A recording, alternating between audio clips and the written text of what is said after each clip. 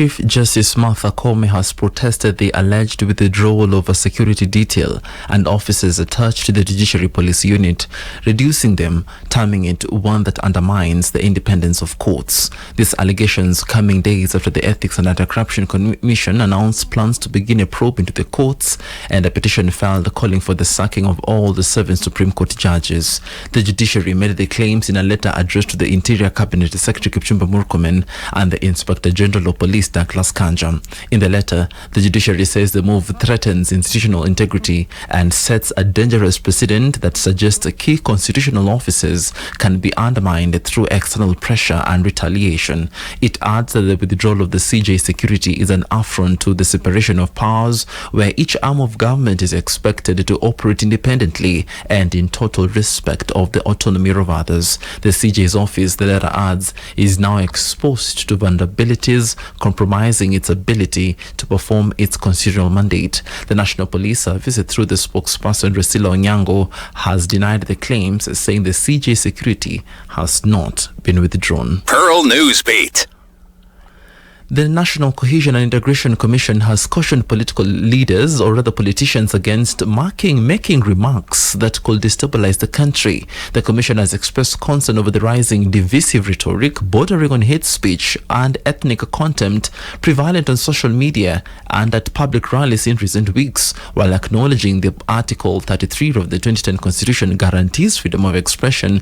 The NCIC has emphasized that it does not protect propaganda for war or incitement to violence. Pearl Newsbeat. And President William Ruto has now hit back at critics who accused him of prioritizing his re-election bid over addressing the needs of Kenyans. Speaking during his tour of the western region in Ambale, Busia County, Ruto dismissed claims from political opponents that he has shifted his focus to politicking. This as he emphasized that his primary focus remains on delivering the nation's development agenda. Nasema huko ati tumeanza siasa. Mimi nataka niwaulize watu wa Busia. Hii project yenu hapa ya County Aggregation and Industrial Park, ni project yenu ama ni project ya siasa? Si ni project yenu? Si hapa tumeweka pesa ya serikali karibu milioni 500. Nyinyi mnataka hii project mjue vile inaendelea ama nataka uzembe ingie hapa ndani? Si mmekuja wenyewe kuinspect hii project kwa sababu ni project yenu? Si hapa ndio mtalete mazao yenu? Si cooperative ndio watajipanga hapa? Si hapa ndio tutapanga mambo ya value addition? Ni project yenu ama ni mambo ya siasa? Pale mahali tumetoka, mahali tunajenga export processing zone. Pearl Newsbeat. And lecturers and staff at the Technical University of Kenya have commenced a strike following the lapse of a 7-day notice.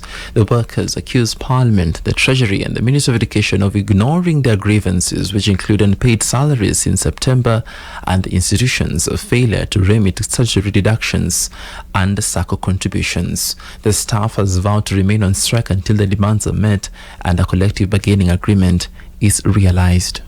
We are here today because we had given a strike notice through the National Secretary General was on the 16th of January 2025. This was hot on the heels of a peaceful demonstration ever witnessed in this country by members of staff of TUK on the 14th of January 2025, in which we petitioned Parliament and we also petitioned the National Treasury as well as our mother ministry, the Ministry of Education. Pearl Newsbeat. And across the borders, the US President Donald Trump has ordered officials to make plans to declassify documents related to 3 of the most consequential assassinations in US history, the killings of John F. Kennedy, Robert F. Kennedy, and Martin Luther King Jr. The order directs top administration officials to present a plan to declassify the documents within 15 days. President John F. Kennedy was killed in Dallas in 1963, whereas his brother Robert F. Kennedy was assassinated while running for president in California in 1968, just 2 months after King, America's most famous civil rights leader, was murdered in Memphis, Tennessee. Many of the documents related to the investigations have been released in years since, although thousands still remain redacted, particularly related to the sprawling JF investigation. President John F. Kennedy was shot by Lee Harvey Oswald, a Marine veteran who had defected to the Soviet Union and later returned to the US. Pearl Radio, the home of fresh and classic hits.